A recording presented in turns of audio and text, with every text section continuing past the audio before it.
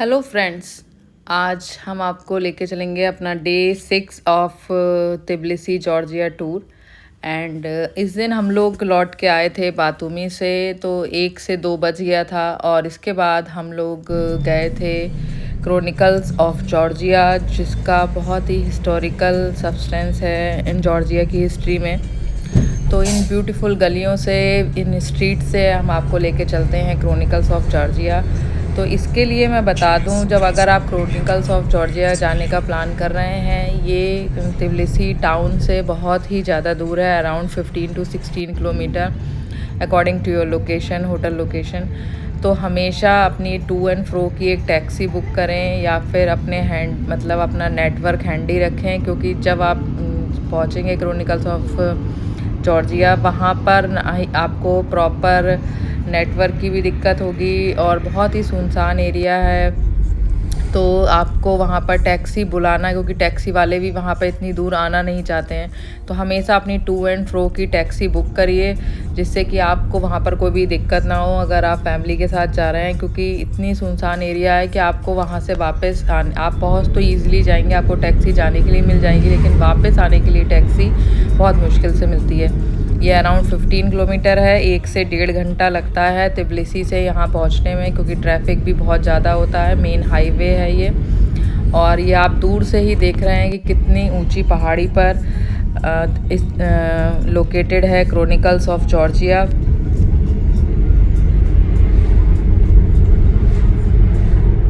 This monument was created by the famous sculptor Juraf Tisreti in 1985, but was never fully finished। तो कहते हैं इसको आज तक ही कंप्लीट नहीं हो पाया है। इसमें 16 पिलर्स हैं जो 30 to 35 मीटर्स टॉल हैं, एंड जिसके इनके ऊपर सारे किंग, क्वींस एंड हीरोज़ जितने भी जॉर्जिया की हिस्ट्री में फेमस हुए हैं, इन सब की फ़ोटोज़ यहाँ पर बनी हुई हैं।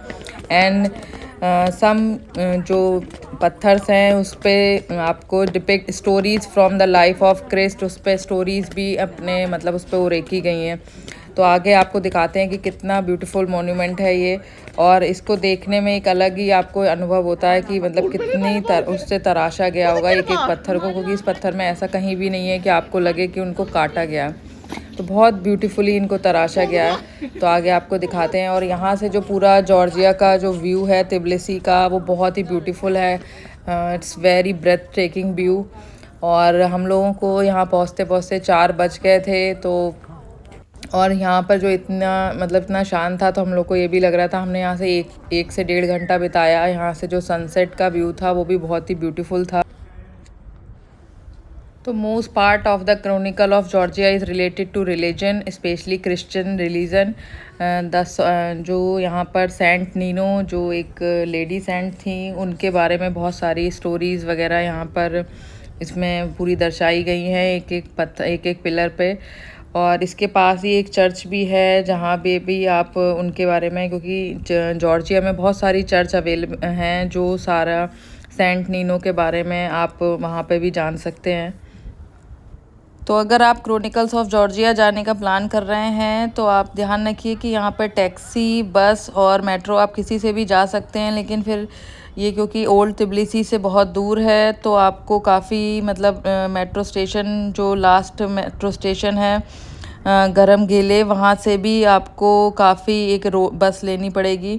तो बेटर है कि आप टैक्सी करें, जो 25 लारी अप्रॉक्स लेती है, जो आप बोल्ट के थ्रू बुक कर सकते हैं। बोल्ट आपको इजीली अवेलेबल हो जाती है, और इसमें आपको कोई भी फ़ीस नहीं है, एंट्री फ़ीस इसको विज़िट करने की। और ये 24 आवर्स 7 डेज़ अ वीक खुला रहता है। देख सकते हैं कि यहाँ पर पत्थरों पर काफ़ी कुछ लिखा हुआ है, लेकिन इसका कोई भी रिकॉर्ड अवेलेबल नहीं है, और ना ही कोई गाइड या कोई हिस्ट्री में जो आपको बता पाए कि यहाँ पर क्या डिटेल क्या हिस्ट्री लिखी गई है।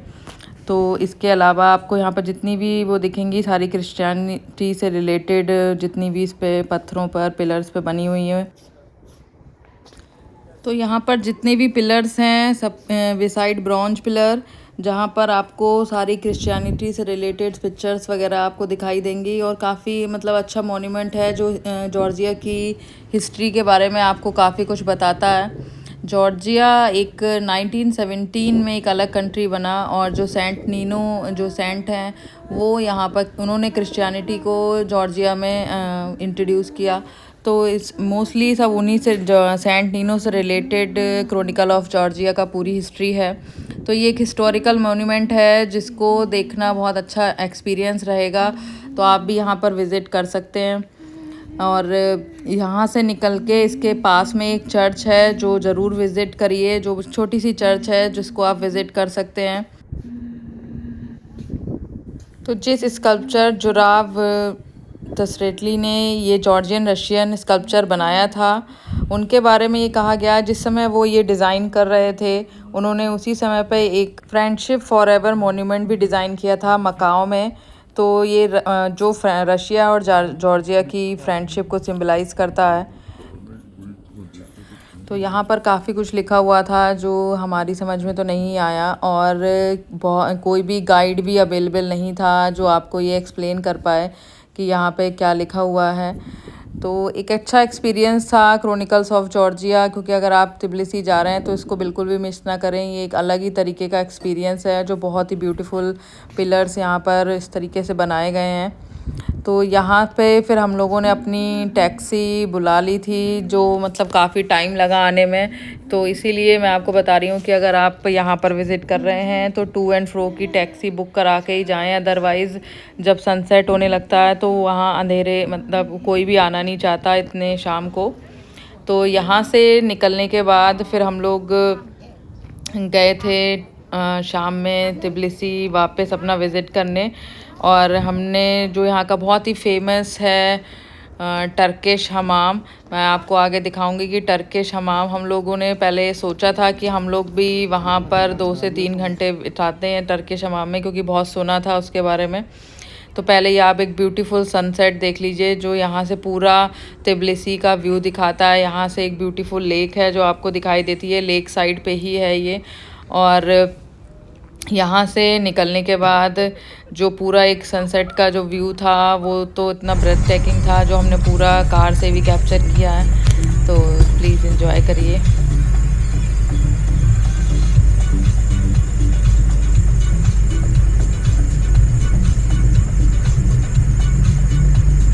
तो आप अगर क्रॉनिकल्स ऑफ जॉर्जिया विज़िट करने जा रहे हैं तो टाइमली जाइए, क्योंकि यहाँ पर लौटते समय थोड़ा सा प्रॉब्लम होती है, और पूरा रास्ता ग्रेवयार्ड का है, पूरा तिब्लिसी का ग्रेवयार्ड आपको रास्ते में मिलेगा।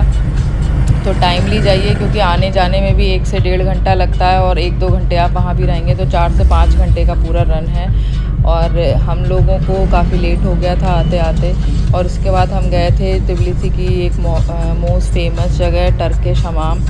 तो टर्किश हमाम एक बहुत ही ब्यूटीफुल जगह है जहाँ पे आप 2 से 3 घंटे आराम से रेंट कर सकते हैं। उन्होंने छोटे छोटे रूम्स बनाए हुए हैं जहाँ पे आप टर्किश बाथ ले सकते हैं। यहाँ पर आपको आई थिंक 100 पर लारी का आपको चार्ज है, जो आप पर पर्सन, और लेकिन बच्चे यहाँ पर बिल्कुल भी अलाउड नहीं हैं।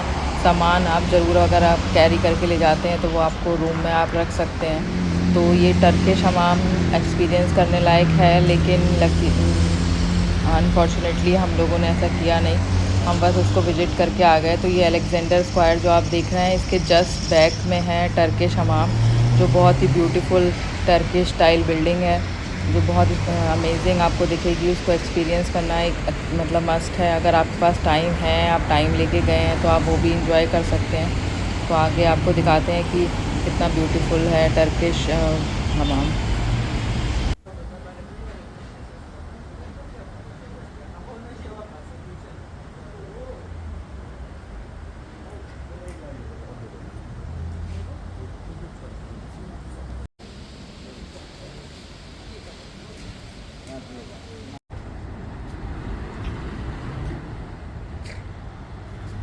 तो हम लोग वहाँ से विज़िट करने के बाद पूरा उनको काफ़ी पूछने के बाद फिर हम लोग आ गए थे मेन मार्केट की तरफ। वहाँ पे हमको एक ओल्ड लेडी मिली जो फ्लावर सेल कर रही थी। एक्चुअली हमको नहीं थी ज़रूरत, लेकिन फिर हमने उनको कहा कि आप ऐसे ही पैसे ले लीजिए, लेकिन उन्होंने कहा कि आप प्लीज़ फ्लावर ज़रूर लीजिए। तो ये सब चीज़ें भी आपको यहाँ पे आराम से मिलेंगी, जो आप सामने ओल्ड लेडीज आपको बेच रही है फ्लावर्स वगैरह, तो आप इजीली ले सकते हैं, अपनी गर्लफ्रेंड को गिफ्ट कर सकते हैं। यहाँ से थोड़ा सा म्यूज़िक एंजॉय किया मेन फ्रीडम स्क्वायर पर। और यहाँ पर आपको फ्रीडम स्क्वायर पे जो आप पीछे ये बिल्डिंग देख रहे हैं, यहाँ पर आपको इंडियन रेस्टोरेंट मिल जाएंगे जहाँ पे आप आराम से वेज खाना खा सकते हैं। इंडियन रेस्टोरेंट कह लीजिए या बांग्लादेशी एंड पाकिस्तानी भी यहाँ पर काफ़ी सारे हैं, जो आपको मतलब जो एक इंडियन फूड हो, इंडियन टच होता है, जो आपको आराम से आपको वेज खाना भी यहाँ पर मिल जाएगा। तिब्लिसी में ये पूरा नाइट लाइफ के लिए ये बहुत ही अच्छा एरिया है फ्रीडम स्क्वायर। यहाँ पे आपको एवरीथिंग इज़ अवेलेबल। ड्रिंक्स करिए, आराम से बैठिए, रोड साइड कैफ़ेज़ हैं और आपको फूड में वेजिटेरियन वगैरह एवरीथिंग आपको मिल जाएगा। तो हम लोग को यहाँ पर पिज़्ज़ा और फ्रेंच फ्राइज़ खाए थे और कुछ समय के लिए 1 से 1.5 घंटा हम लोग यहाँ बैठे थे। तो ये एरिया पूरा आपको, ये पूरी स्ट्रीट है एक, जहाँ पर आपको एवरीथिंग इज़ अवेलेबल। आप आराम से दोस्त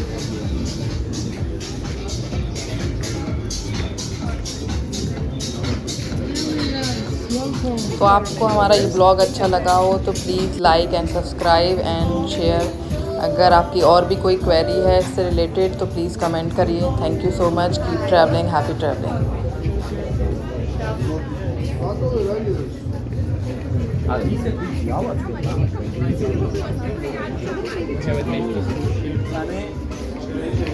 अरे रुक जाओ, अब पूरी स्पीड ऐसी